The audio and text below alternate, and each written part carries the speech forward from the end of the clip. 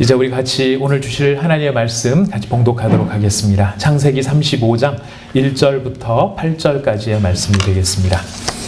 창세기 35장 1절부터 8절까지의 말씀입니다. 다 찾으셨으면 저희가 한 목소리로 저와 여러분이 한 절씩 교독하도록 하겠습니다. 저희가 읽는 이 말씀은 우리를 향해 주시는 하나님의 말씀이십니다. 제가 먼저 읽겠습니다. 하나님이 야곱에게 이르시되 일어나 베델로 올라가서 거기 거주하며 내가 내 형 에서의 낯을 피하여 도망하던 때에 내게 나타났던 하나님께 거기서 제단을 쌓으라 하신지라. 야곱이 이에 자기 집안 사람과 자기와 함께한 모든 자에게 이르되 너희 중에 있는 이방 신상들을 버리고 자신을 정결하게 하고 너희들의 의복을 바꾸어 입으라.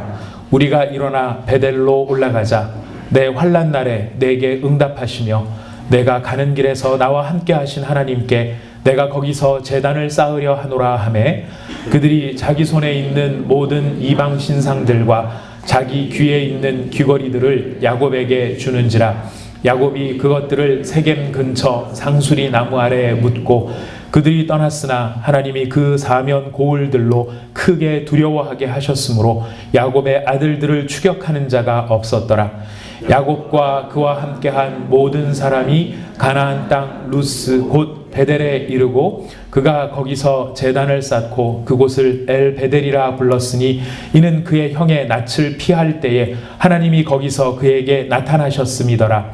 리브가의 유모 드보라가 죽음에 그를 베델 아래에 있는 상수리 나무 밑에 장사하고 그 나무 이름을 알론 바굿이라 불렀더라. 아멘. 저희가 지난 3주 전에 하나님께서 세겜과 숫곳에서 야곱을 부르시고 야곱에게 베델로 올라가라 말씀하신 그 음성을 저희들이 확인하는 시간을 가졌습니다. 그리고 저희가 그 몇 주 전부터 계속해서 하나님께서 이 야곱을 부르시되 베델로 부르시는 하나님에 대해서 생각해 보았습니다. 삼촌 라반의 집에 머물다가 이제 하나님의 부르심을 따라 다시 베델을 향하여 출발하였던 그 야곱이 형 에서와의 문제를 풀어야 하는 과정 속에 야복강가에서 유숙을 하게 되었습니다. 그날 밤에 하나님께서 야곱을 다시 만나주시는 은혜가 있으셨습니다. 야곱이 평생에 자기가 모든 수고를 다하여 모은 재산들, 그 모든 알토란 같은 재산들을 다 가지고 이제 하나님의 부르심을 따라 베델로 올라가기 위해 이제 이스라엘의 접경지역까지 야복강까지 왔는데 그 형 에서가 과거의 원한을 그대로 품고 그 원한을 풀기 위하여 400명의 사람들을 데리고 올라온다라고 생각한 야곱은 그날 밤 야복강가에서 잠을 이루지를 못합니다. 그래서 그 야복강가에 강을 건너기 전에 전부 다 떼를 거느리고 있었던 야곱이 밤에 도저히 잠이 오지 않자 그 밤에 모든 식구들을 다 두들겨 깨워서 그 강을 건너게 합니다. 그리고 그 강가에 모든 사람들을 건너놓고 야곱은 혼자가 됩니다. 야곱이 혼자가 된 것은 처음 베델에서 하나님께서 베델에서 야곱을 만나 주실 때 그 야곱이 홀로 하나님을 만났던 것처럼 야복강가에서 야곱은 홀로 남겨지게 되었고 그 홀로 남겨진 야곱에게 하나님은 다시 나타나십니다. 근데 그 나타나신 하나님은 야곱에게서 떠나가셨던 하나님이 아니라 성경에 보면은 어떤 사람이 찾아와 야곱과 밤새 씨름하였다 이렇게 되어 있지는 않습니다. 그냥 어떤 사람이 야곱과 밤새 씨름하였다라고 되어 있습니다. 그 말씀의 뉘앙스는 어떤 것이냐면 야곱은 하나님께서 자기와 함께 계신다라고 하는 사실을 알았지만은 수시로 자기에게 오셨다가 떠나가셨다가 그리고 자기는 완전히 야복강가에 홀로 남겨진 외로운 존재라고 생각하고 있었는데 하나님께서는 한 번도 야곱을 떠난 적이 없으셨다라는 것을 강조하시면서 내가 너와 함께 있었다라고 하는 것을 야곱으로 하여금 다시금 깨닫게 하십니다. 그의 눈이 떠져서 하나님이 나와 함께 하셨는데 함께 하셨던 그 하나님과 밤새 씨름을 하게 됩니다. 하나님이 야곱과 함께 하셨다라는 것이 어느 정도로 함께 하셨느냐면은 야곱과 함께 이렇게 동행하는 정도가 아니라 그와 함께 씨름을 하시고 레슬링을 하시고 몸과 몸이 부딪히고 살과 살이 부딪히는 그런 정말 친밀함 속에서 하나님께서 야곱을 만나 주십니다. 야곱이 혼자 있지 않다는 것을 알게 하신 그 하나님, 야곱의 환도뼈, 그의 허벅다리 근육을 치심으로 말미암아 그가 쓰러질 때에 하나님의 품에 안기게 하시고, 그 하나님의 품에 안긴 것을 통하여 하나님께서 야곱을 사랑하고 계신다는 것을 알게 해주십니다. 그래서 약복이라는 말이 텅 빈이라고 하는 뜻이라고 하는 걸 말씀을 드렸었죠. 텅 비어있는 약복강가, 아무것도 없는 외로운 그 밤에, 그 밤이 지나 브니엘의 아침을 맞이합니다. 야곱은 텅 비어졌던 약복강가에 있었지만은 하나님께서 나와 함께 하셨다라고 하는 사실을 깨달으며 그곳이 하나님의 얼굴이다. 내가 하나님의 얼굴을 대면하여 보았다. 라고 하는 브니엘이라고 하는 의미가 가득 찬 아침으로 바꿔주셨습니다. 근데 그렇게 하나님과 밤새 씨름하면서 하나님의 은혜를 받은 야곱이 베델로 올라가면 되는데, 야곱이 베델로 올라가지 않고 어디로 가게 되느냐면은 숫곳으로 가게 되고, 그 다음에는 세겜으로 가게 됩니다. 그리고 그 세겜을 바라보며 야곱이 우물을 팝니다. 그리고 그곳에서 땅을 삽니다. 땅을 사서 그곳에 자기의 장막을 짓고 그곳에서 자기가 큰 재산을 이룬 것을 자본으로, 돈으로 더욱더 축적하게 되는 과정을 거치게 됩니다. 세겜은 그 당시에 가장 문명이 발달했었고 문화가 발달한 도시 중에 하나였습니다. 그 문명과 문화가 발달한 곳에서 야곱은 자신이 기른 많은 가축들을 팔고 사고 팔면서 재산을 늘려가고 자기가 가진 양들을 돈으로 바꾸는 그런 일들을 하게 됩니다. 바로 그런 세겜을 바라보는 야곱, 참 몇 년간 머물렀다고요? 제가 지난번에 말씀드렸는데 10년 정도를 그 세겜 앞에서 머물렀다라고 성경학자들은 이야기를 합니다. 완전히 하나님께서 올라가라고 하는, 베델로 올라가라는 말씀을 잊어버리고 세겜에 푹 빠져서 그 세겜을 바라보며 그 세겜이 주는 모든 좋은 것들을 다 누리기를 원했던 그 야곱은 그 세겜이 자기에게 행복을 줄 줄 알았으나 결론적으로 그가 경험했던 것은 자기의 사랑하는 딸이 몹쓸 짓을 당하게 되고, 그 몹쓸 짓 때문에 자기의 사랑하는 아들들은 하나님의 언약 백성이 되어야 함에도 불구하고 그 자기에게 일어난 일들로 말미암아 그것을 복수하는 살인자가 되고, 그리고 모든 사람을 다 쳐 죽인 그 성읍에 들어가서 여자와 양과 소와 재산들을 약탈하는 약탈자가 되어져 버리는 비극을 경험을 하게 됩니다. 그 비극 속에 비로소 또 하나님께서는 야곱에게 나타나셔서 베델로 올라가라 이야기를 하십니다. 야곱이 세겜에 머물렀던 이유는 처음부터 세겜에 머물렀던 것이 아니라 그가 숫곳에 잠시 유숙했던 일 때문에 야곱이 세겜을 선택하게 되죠. 그 숫곳의 의미가 뭐라고 말씀드렸습니까? 숫곳은 잠시 머무르려고 머물렀던 곳이라고 말씀드렸습니다. 우리가 저기 아람에서부터 400km, 500km를 내려왔더니 너무 힘듭니다. 약복강을 지냈더니 너무 힘듭니다. 하나님, 제가 여기서 잠깐만 쉬고 가겠습니다. 잠깐만 머물렀다 가겠습니다. 하나님도 제 형편을 잘 아시지 않습니까? 그러니까 조금만 쉬었다 올라갈 테니까 기다려주세요 했던 곳이 바로 숫곳이었습니다. 숫곳에서 우릿간을 짓고 거기에서 양과 소들이 쉬는 시간을 갖고 있었습니다. 그랬는데 그 숫곳에서 쉬다 보니 무엇이 보이는 겁니까? 숫곳에서 쉬고 베델로 가야 되는데 숫곳에서 쉬다 보니 세겜이 보이는 것입니다. 숫곳에서 잠시 머무르다 보니까 하나님, 요것만 한 텀만 좀 잠깐 쉬고 가겠습니다 라고 했던 그 잠시의 쉼을 통해 야곱은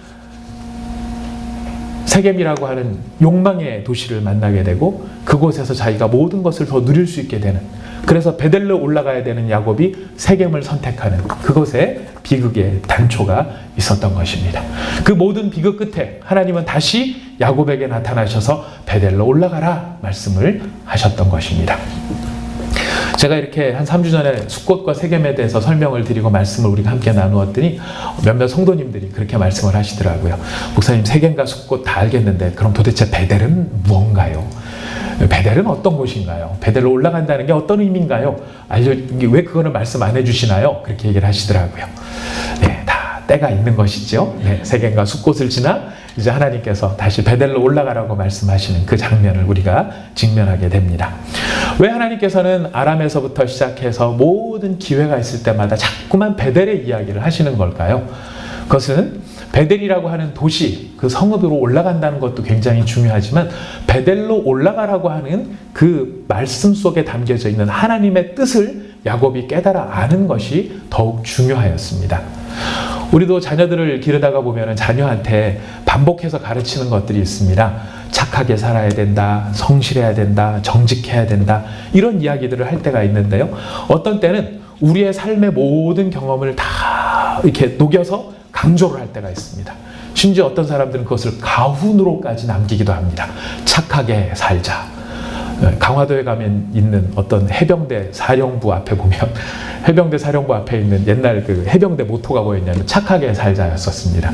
얼마나 착하게 못 살았으면 착하게 살자가 해병대 모토였는지는 모르겠는데, 그런 이야기를 할 때는 그냥 착하게 산다라고 하는 그 명제가 중요한 것이 아니라 그 착하게 살라라고 하는 아버지의 마음이 무엇이고 그 뜻이 무엇인지를 자녀들이 헤아리기를 바라는 마음이 부모들에게는 있다는 것입니다.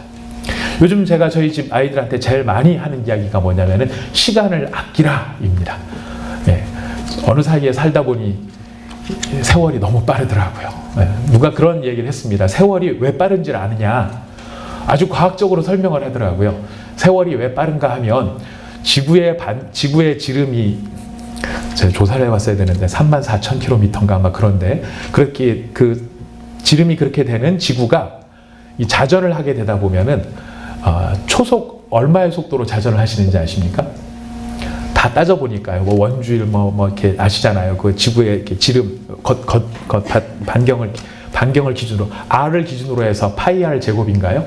하여튼 그렇게 되면 이게 겉보기에 원 지름이 나오니까요. 이제 그 속도를, 그러니까 그걸 다 가지고 속도를 따져보니까 24시간 동안 지구가 한 바퀴를 돌려면은 초당 400m를 돌아야 된답니다. 초당 400m. 이게 어느 정도의 속도냐면은 KTX의 3배의 속도라고 합니다. 별 얘기를 해도 감동이 없으신 여러분들, 속도감이 없으신 거죠. 초속 400m로 빨리 돌다 보니 세월이 빠르다. 누가 그런 얘기를 하시던데요.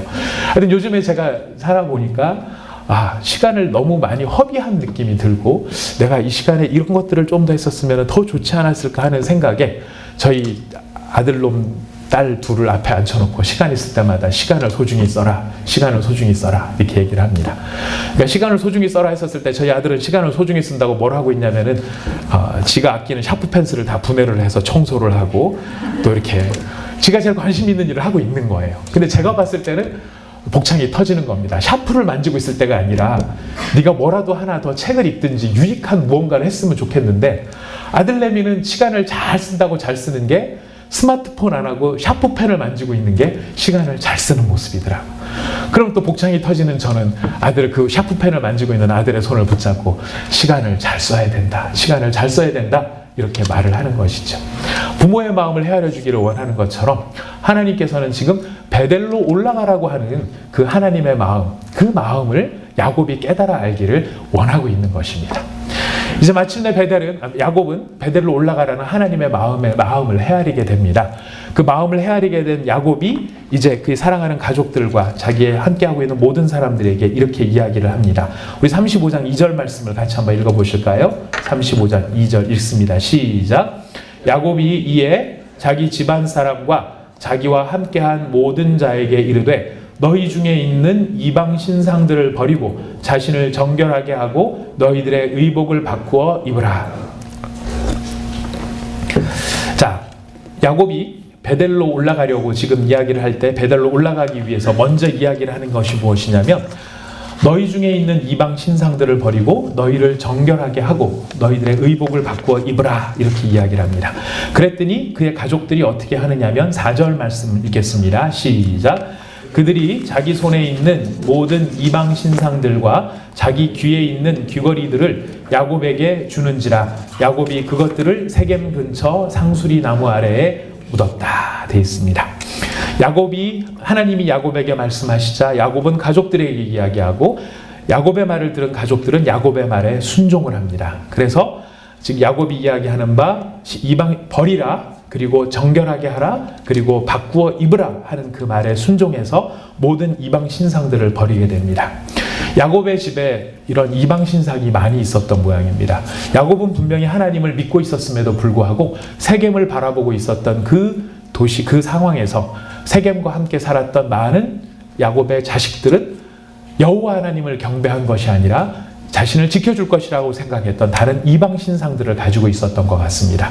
심지어 야곱이 사랑했던 라헬도 그의 아버지의 집에서 나올 때 드라빔을 훔쳐서 나왔다라고 되어 있습니다. 바로 이렇게 하나님을 경외하지 않고 있었던 야곱의 가족들을 향하여 야곱은 모든 신들을 버리라. 마침내 모든 신들을 다 우상들을 버리는 장면이 나타납니다. 그리고 야곱은 이야기합니다. 너희 자신을 정결하게 하라. 너희 자신을 정결하라고 하게 했더니 지금 가족들이 보여준 모습은 뭐냐면은 귀에 있는 귀고리들을 야곱에게 주었다라고 되어 있습니다. 자, 귀고리를 주는 것이 자신을 정결하게 하는 모습이었습니다. 귀고리에 어떤 의미가 있었기 때문에 그런 것일까요? 귀고리에는 두 가지, 성경적으로 보면 두 가지 의미가 있는 것 같습니다. 첫 번째 의미는 뭐냐면 기드온이 나중에 전쟁을 하면서 이스라엘 백성을 구원을 합니다. 그랬더니 이스라엘 백성들이 되게 감사해하면서 우리가 너에게 어떻게 해줄까? 그랬더니 너희들의 귀에 있는 그 귀고리들을 다 나에게 달라라고 이야기하는 장면이 있습니다. 그랬더니 그게 몇천 세겔이 되는 금 귀고리가 모였던 거예요. 그러니까 지금 이스라엘 사람들이 귀에 걸고 있었던 그 귀고리는 무엇에 대한 상징이냐면은 자신들의 부, 우리가 이 정도 재산은 있다라고 하는 그런 부의 상징이고, 더군다나 세겜을 바라보는, 문화적으로 봤었을 때 첨단 문화를 걷고 있는, 첨단의 최첨단을 걷고 있는 세겜 사람들이 하는 유행이었을 수도 있을 것 같다라는 거예요. 요즘에도 보면은 남자고 여자고 다 귀를 뚫은 사람이 많습니다. 귀걸이 한 사람 많습니다. 한 개 뚫는 것도 직성이 안 풀리는지 세 개, 네 개 위에 뚫고 옆에 뚫고 뚫는 사람도 있고 코에도 뚫습니다. 또 어떤 사람 보니까 배꼽 위에 살에다가 또 피어싱을 하는 경우도 있습니다. 심지어 어떤 사람은 혀에도 피어싱을 하는 경우가 있는 것들을 보게 됩니다. 근데 지금 야곱은 뭐라고 얘기했냐면은 귀걸이를 벗어버리라 이야기하는 거예요. 정결하라 했더니 자기의 귀걸이를 떼내는 것이었습니다. 무슨 뜻일까요?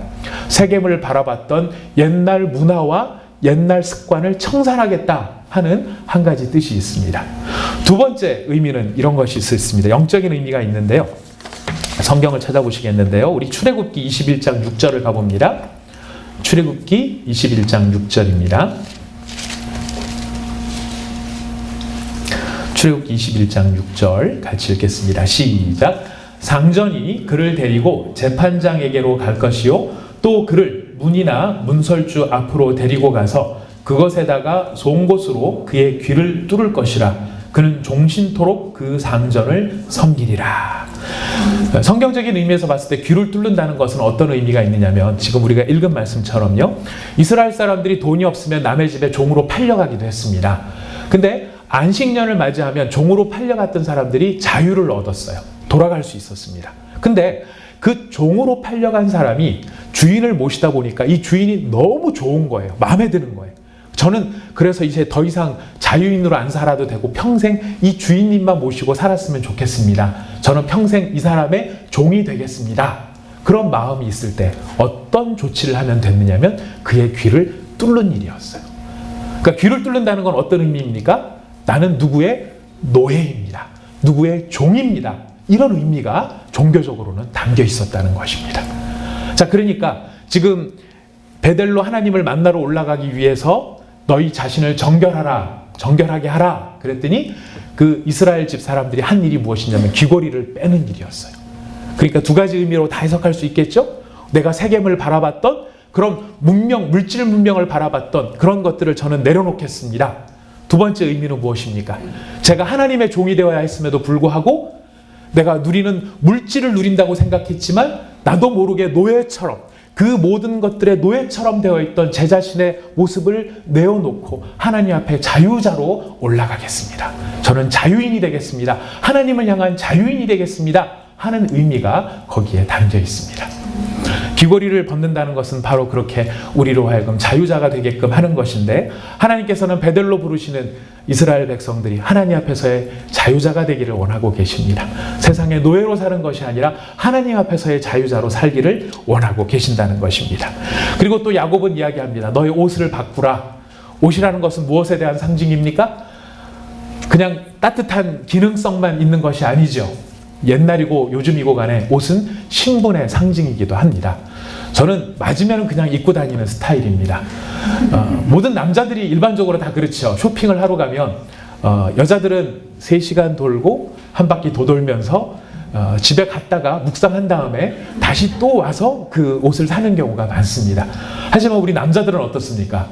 남자들은 딱 가게에 들어가서 눈앞에 제일 처음 보이는 가게, 뭐 청바지 그러면은 리 땡땡땡 뭐 이런 데라든가 뭐 하여튼 이런 상표가 있는 곳에 딱 들어가면 바로 청바지 있는 코너로 가서 대충 봐갖고 맞겠다 싶으면 이거 이렇게 해서 사는 경우가 거의 대부분입니다. 그래서 맞으면은 입고 돌아다니는 바로 그 저의 스타일이긴 한데요. 그러나 그럼에도 불구하고 요즘의 옷들은 또 어떻습니까? 단순한 기능성을 넘어서 그 옷을 브랜드가 무엇이냐, 그것을 또 어느 정도의 또 이런 걸 따져가지고 댐댐이를 평가하는 경우가 있습니다. 저는 사실 아직 제가 남자긴 하지만은 남자 양복도 딱 보면 저 양복이 어떤 양복인지 감을 못 잡습니다. 근데 어떤 분들은 딱 보면 저건 브랜드가 뭐야? 고로 가격은 300만 원. 비싼 거 입었네. 이렇게 금방 아시더라고요. 또 어떤 분은 딱 보면 저건 150만 원짜리. 저건 공장에서 샀군. 이런 것들을 한눈에 다 알아보는 것입니다. 가격이라는 것은 곧 그 사람의 신분을 의미하는 것이죠. 지금 이스라엘 족속이 야곱의 자식들이 세겜 앞에 살면서 얼마나 화려하게 입고 살았겠습니까? 아버지가 부자입니다. 오렌지족같이 살았겠죠. 자기 자신을 증명하고 자기 자신을 높이기 위해서 입었던 그 모든 의복을 지금 야곱은 벗으라고 이야기를 하는 것입니다. 세상을 향해 입었던, 너를 증명하기 위해 했던 모든 옷들을 버리고 하나님 앞에 정결하라 라고 이야기를 하십니다. 이 옷을 벗는다, 그리고 새 옷을 입는다에 대해서는 영적으로 이런 의미가 있습니다. 우리 로마서 13장 14절을 찾아가 보도록 하겠습니다. 로마서 13장 14절입니다.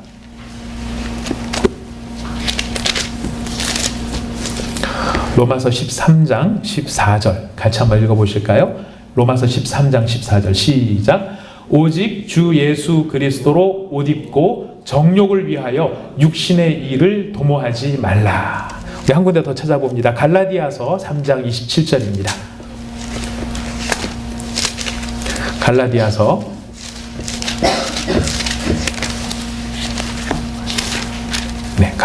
3장 27절 말씀 다 같이 읽어보겠습니다. 시작. 누구든지 그리스도와 합하기 위하여 세례를 받은 자는 그리스도로 옷 입었느니라. 아멘. 야곱이 지금 자기 자식들한테 옷을 바꿔 입으라 한 이야기는 신약적인 의미에서 놓고 보면 자기의 의를 벗어버리고 그리스도의 의를 입어야 한다라고 하는 것을 알려줍니다.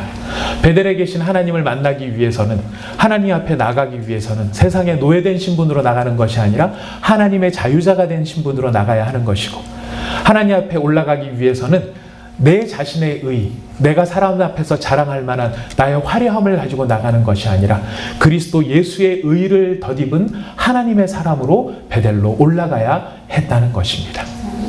그 사실을 깨달은 야곱이 자신의 자식들에게 이야기를 하였고, 그 자식들과 함께한 모든 집 식구들이 그 야곱의 말에 순종하여 그렇게 버릴 것은 버리고 정결하게 할 것은 정결하게 하고, 그리고 의의 옷을 갈아입고 베델로 올라가게 됩니다.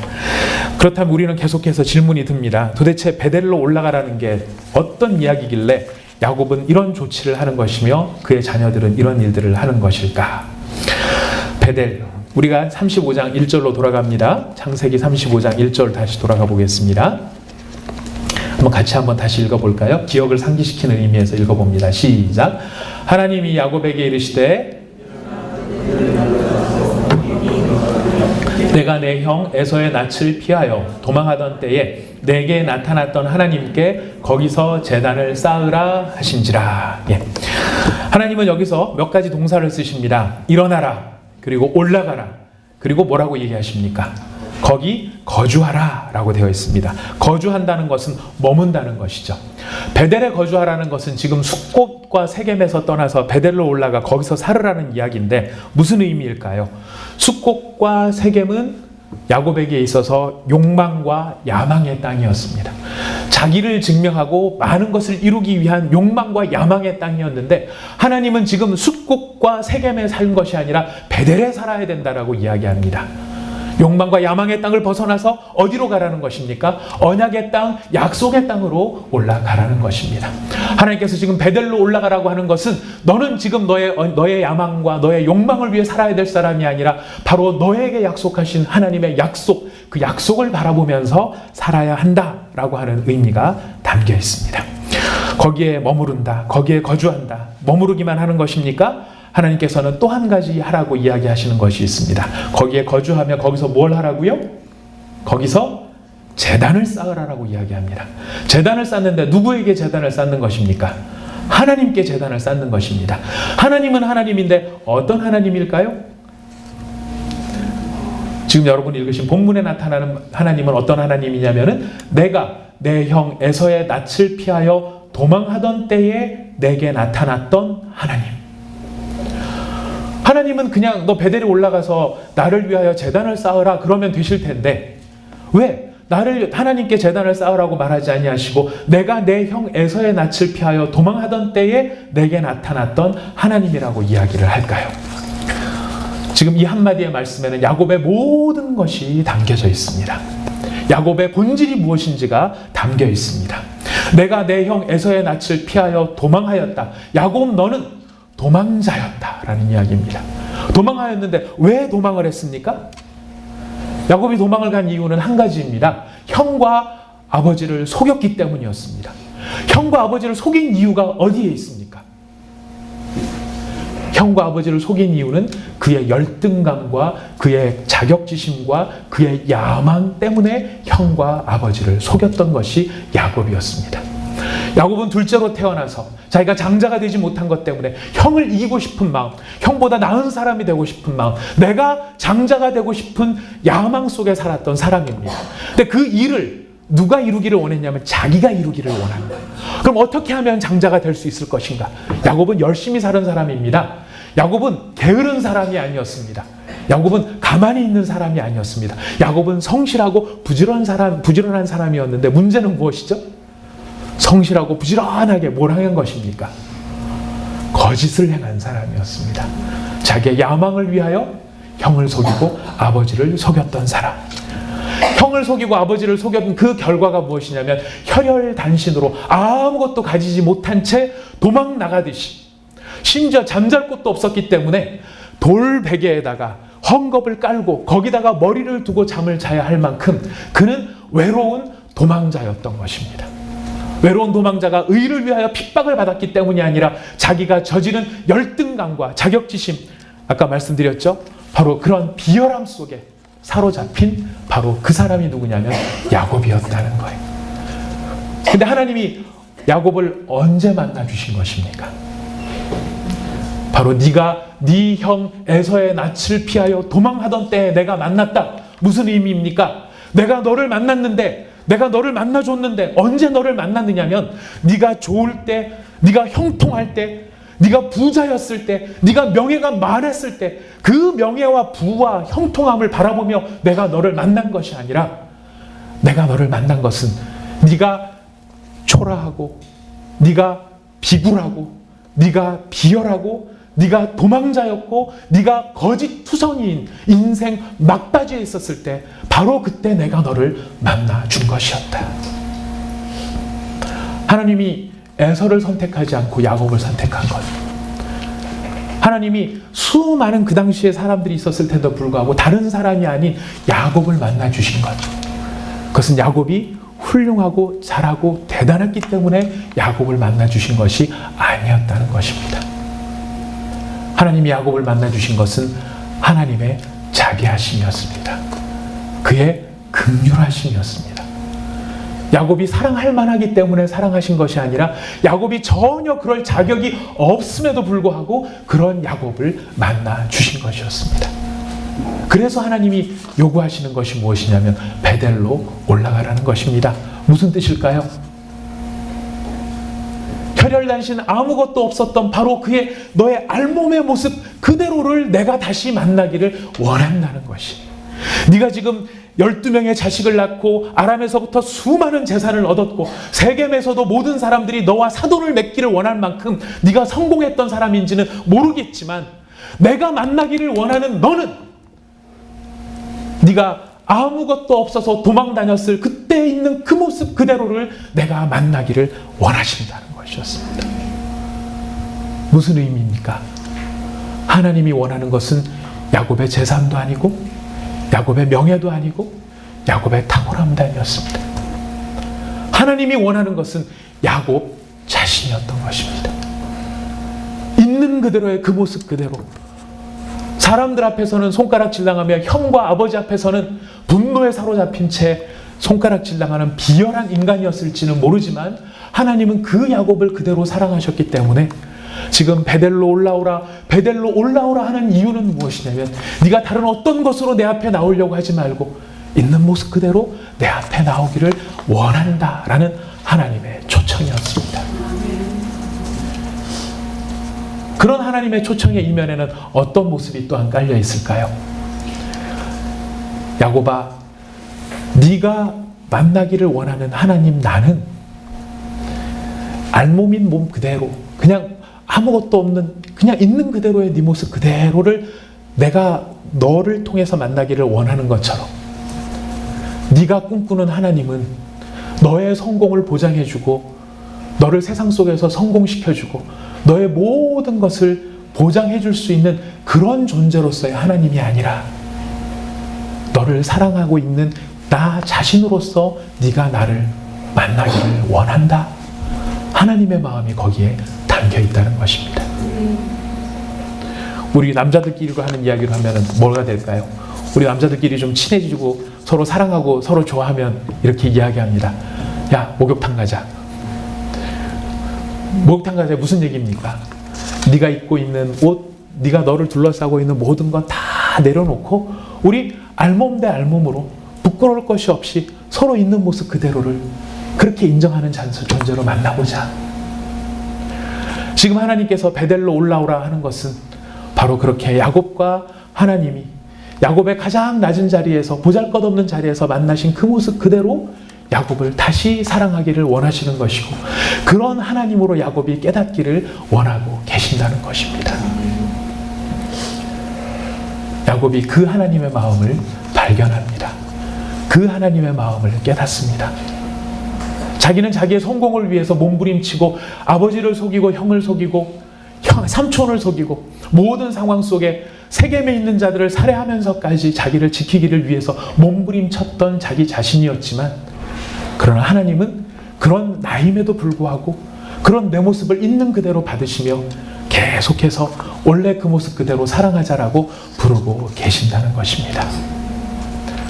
사랑하는 믿음의 형제자매 여러분, 우리 하나님께서는 여러분의 어떤 모습을 찾고 계시는 것일까요? 여러분은 여러분의 어떤 모습으로 하나님 앞에 나가면 그 하나님을 만족시켜드리고 그 하나님이 즐거워할 것이라고 생각하십니까? 하나님은 우리를 베델로 부르고 계십니다. 우리를 베델로 부르신다는 것은 우리를 사랑했던 이유가 없었다라고 하는 것을 강조하고 계시는 것입니다. 나는 네가 성공할 줄 알았기 때문에 너를 선택했어. 나는 네가 사회적으로 이만한 지위에 올라갈 거라는 것을 내가 알았기 때문에 네가 내 영광을 드러낼 줄 알고 내가 너를 선택한 거야. 네가 다른 사람들은 다 찌질이 못나게 살아도 너는 꽤나 정직하고 멋지게 살 줄 알았기 때문에 내가 너를 선택한 거야. 이렇게 부르시지 않으셨다는 거야. 내가 너를 사랑한 것은 아무 이유가 없고 아무 조건이 없다. 나는 있는 모습 그대로, 부족한 모습 그대로, 연약한 모습 그대로, 그 모습 그대로를 나는 사랑한 것이다. 그렇게 네 형을 떠나갈 때 내가 너를 만나 주었기 때문에 너는 이제 베델로 올라오라. 다시 베델로 올라오라. 다시 베델로 올라와서 있는 그대로 너와 내가 서로를 사랑하자. 하나님의 이 간절한 마음이 이 본문 가운데서 나타나는 것입니다. 저는 오늘 이 본문 말씀을 묵상하고 설교를 준비하다가 정말 얼마나 이 본문 말씀이 아름답고 아름다운 말씀인지 감탄을 하지 않을 수가 없었습니다. 지금 설교를 하면서 제가 속으로 너무 안타까워하고 있는 것은 주여 제 입이 짧아서 제가 이렇게 놀라운 말씀을 잘 증거를 못하는 것 같아 너무 송구스럽습니다. 이런 말씀이 큰데요. 제가 진짜 감동하고 감격한 이유가 여기에 있습니다. 무엇이냐면요. 하나님이 야곱에게 말씀하시죠. 야곱은 자식들에게 이야기합니다. 근데 하나님이 야곱에게 이때까지 수태 말씀을 해오셨는데 한 번도 야곱은 그 말씀에 제대로 순종을 한 적이 없어요. 늘 반항하고 지멋대로 하고 지 생각대로 했거든요. 그리고 야곱이 자식을 기를 때도 마찬가지예요. 이 야곱의 자식들이 야곱의 말을 제대로 순종하는 모습으로 나타나는 게 없습니다. 늘 불순종하였을 뿐만 아니라 심지어 아버지가 말하니까 막 자식들이 대들어요. 하나님은 야곱에게 말씀하시는데 야곱은 불순종했고 야곱은 자식들한테 이야기했는데 자식들은 반항하는 그 모습이었다가 오늘 이 본문 말씀에 다 도달했을 때 어떤 일이 벌어집니까? 하나님은 야곱에게 말씀하시고 야곱은 자식들에게 이야기할 때 자식들은 야곱의 말에 순종하고 야곱은 하나님께 순종하더라는 것입니다. 이게 놀라운 이유가 무엇이냐면 하나님이 처음 야곱을 선택하셔서 이 자리에 올 때까지 하나님이 한 번도 야곱을 포기하지 않으시더라는 거예요. 마침내 하나님께서 작정하신 그 일을 이루시더라는 것입니다. 우리가 기뻐하는 이유는 어디에 있느냐면 야곱이 순종했다. 이것 자체가 기쁜 게 아니라 야곱이 순종할 때까지 하나님께서는 그 야곱을 설득하고 계셨고 포기하지 않으셨고 그를 인도하고 계시더라는 것입니다. 이게 내 인생에서 즐거운 이유는 하나님이 나를 포기하지 않으실 거라는 거예요. 내가 그 말씀을 깨닫지 못하고 깨닫는다라고 하면서 또 죄를 저지르고 하나님 앞에서 바로 살기를 원한다라고 말하면서 어긋난 길로 또 어긋장을 가더라도 하나님께서는 기어이 우리를 설득시키시고 우리와 함께 하시며 마침내 우리가 기쁨으로 베델에 올라갈 수밖에 없도록 우리를 몰고 가실 것이라는 것입니다. 어떤 영화를 보니까 그런 장면이 나오더라고요. 어떤 간호 장교들끼리 막 서로 가서 주일날 교회를 갔다 나온 거예요. 진주만이라는 영화의 한 장면입니다. 아주 에피소드 같은 짧은 이야기입니다. 근데 무릎을 쳤습니다. 어떤 장면이 나왔냐면요. 간호 장교들이 교회에서 딱 나오면서 한 간호사가 그런 얘기를 하는 거예요. 나는 교회랑은 안 맞아. 그러는 거예요. 왜? 그랬더니 회개하는 그 순간에도 또 회개할 짓거리를 생각하고 있더라고. 제가 그 얘기를 들으면서 무릎을 쳤어요. 우스운 이야기고 상황상으로는 웃긴 상황이었지만 저게 내 모습이구나. 회개를 하는 그 순간에도 회개할 짓거리를 생각하고 있는 그게 내 모습이구나. 놀라운 것은 그럼에도 불구하고 우리 하나님은 나를 놓치지 않으시더라는 거예요. 30년이 걸리든 40년이 걸리든 우리가 그 하나님의 마음을 깨달아서 마침내 하나님 앞에 주님 베델로 올라가겠습니다. 제 모든 거 다 내려놓고 있는 모습 그대로 알몸 그대로 제가 베델로 올라가겠습니다. 기쁨으로 깨달을 때까지 우리 하나님은 우리의 손을 붙잡고 놓치지 않으시더라는 것입니다. 우리의 믿음의 힘은 어디에 있는 걸까요? 우리가 하나님을 향해 굳게 결심하는 것이 우리의 믿음일까요? 우리의 믿음의 본질은 하나님을 아는 것입니다. 하나님이 어떤 분인가를 아는 것이 우리의 믿음의 본질입니다. 그리고 그 하나님의 하나님 되심을 깨달을 때 우리는 그 앞에서 항복할 수밖에 없게 되는 것. 이것이 믿음의 실체라는 것입니다. 사랑하는 형제자매 여러분, 우리 하나님께서 여러분을 지금까지 붙들고 오셨습니다. 여전히 지금도 붙들고 계십니다. 아직도 우리가 순종하지 못하고 숫곡과 세겜에서 머무작거리고 방황하면서 미련을 떨쳐버리지 못하고 주여 이 귀고리는 안 빼고 가면 안 될까요? 주님 옷은 안 바꾸고 가면 안 될까요? 주님 숫곳에서 1시간만 더 있다 가면 안 될까요? 그럴지 몰라도 우리 하나님은 계속 포기하지 않고 우리를 붙잡고 가고 계십니다. 그리고 그 하나님은 승리하실 것입니다. 그 하나님의 승리는 우리의 순종으로 나타날 것입니다. 그 순종은 우리의 비굴함이 아니라 우리가 하나님의 마음을 깨달아 아는 감격과 기쁨 속에 하나님, 제가 이제 마침내 베델로 올라갑니다. 우리 주님 있는 모습 그대로를 사랑합니다. 나를 위해 꾸민 엘렐로헤 이스라엘, 그런 나를 위한 하나님이 아니라 나를 사랑하시되 끝까지 사랑하시며 있는 모습 그대로 사랑하시는 그 주님을 기뻐하며 저는 주님 앞으로 나아갈 것입니다. 우리의 일생을 거쳐 여러분들을 인도하실 하나님을 찬양합니다. 그 하나님 앞에 기쁨으로 달려나가는 여러분 모두가 되시기를 부탁드리겠습니다. 잠깐 기도하겠습니다.